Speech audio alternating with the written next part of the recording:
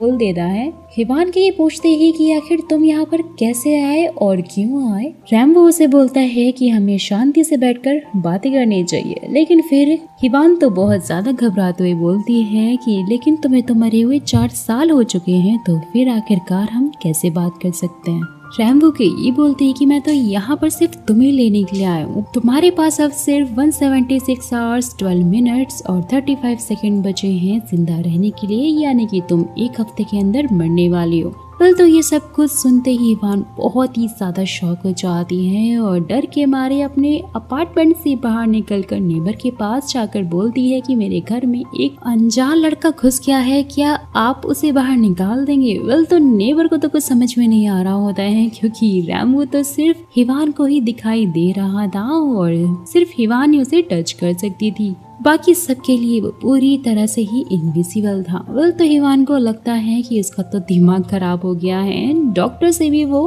Call पे ये पूछती है कि आपने जो मेडिसिन दी है क्या वो सही है, क्योंकि भाई उसकी बात से तो मुझे काफी सारे हेलुसिनेशन हो रहे हैं और यहाँ पर उसका दिमाग काम ही नहीं कर रहा होता है। रैम्बो को भगाने के लिए वो तो उसके ऊपर फायर एक्सटिक्यूशन भी स्प्रे करती है, बहुत सारे मंत्र भी वो उसके ऊपर पढ़ रही होती हैं, लेकिन कुछ भी काम नहीं करता है। और फाइनली उसे यहाँ पर समझ में आ जाता है जब रैम्बो उसे ये बोलता है कि वो एक ग्रिम रीपर है। और अगर दोस्तों आपको ग्रिम रीपर का मतलब नहीं पता है तो मैं यहाँ पर आपको बता दूं कि ग्रिम रीपर वो होते हैं जो कि एक तरह के सोल कलेक्टर होते हैं और ये मरने के बाद इंसान की रूह को दूसरी दुनिया यानी कि एक आफ्टर लाइफ में लेकर जाते हैं। ग्रिम रीपर इंसानों को दिख भी सकते हैं और नहीं भी दिख सकते, ये सब कुछ इनकी सिचुएशन पर ही डिपेंड होता है। जैसे कि अभी रैम्बो यहाँ पर सिर्फ हिवान को ही दिख रहा है क्योंकि वो उसकी सोल को ले जाने के लिए आया है, जिससे कि अब फाइनली हिवान भी समझ जाती हैं कि अब उसकी किस्मत रैम्बो के साथ में पूरी तरह से जुड़ चुकी है। वेल तो फिर कहानी स्कूल के डेज में यानी फ्लैशबैक में शिफ्ट होती है,